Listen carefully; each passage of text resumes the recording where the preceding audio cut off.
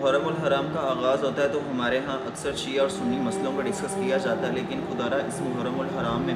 شیعہ اور سنی مسئلہ چھوڑ کر آپ اس چیز پر غور و فکر کریں کہ امام حسین کی اتنی بڑی قربانی کا مقصد تھا کیا، انہوں نے اتنی بڑی قربانی کیوں دی۔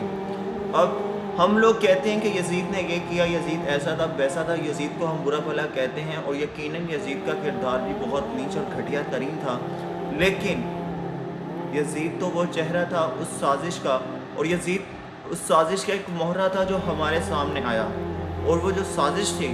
جس کا انجام کربلا ہوا، اس سازش کا جو آغاز تھا یہ بہت ہی پہلے ہو چکا تھا۔ اس سازش کی بنیادیں کس نے رکھی تھی، اس کی سازش کی بنیادی رکھی کیسے گئی، اس سازش کی بنیاد رکھنے میں جو انہوں نے ساری پلاننگ کی اور جو بنیادیں شروع ہوئی وہ میں آپ کو بتاؤں گا۔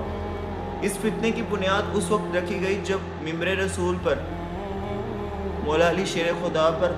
لعن طعن کروانا یہ لازم قرار دیا گیا، اور دوسری چیز بغض اہل بیت۔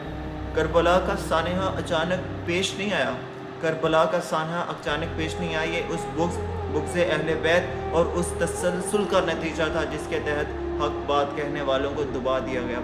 اب آپ تاریخ کے پنے کھولیں، آپ کو پتہ چلے گا، تاریخ گواہ ہے کہ بہت جلیل القدر صحابہ کرام اور مخلصین اسلام کو صرف اس جرم کی پاداش میں ظلم و ستم کا نشانہ بنایا گیا اور شہید کیا گیا کہ وہ مولا علی سے محبت کرتے ہیں۔ حجر بن عدی اور ان کے ساتھیوں کو شہید، کہیں محمد بن ابی بکر کو شہید، کہیں مولا علی پر لعن طعن، کہیں صلح حسن کے بعد جو شرائط تھی وہ پوری نہ ہوئی۔ اب یہ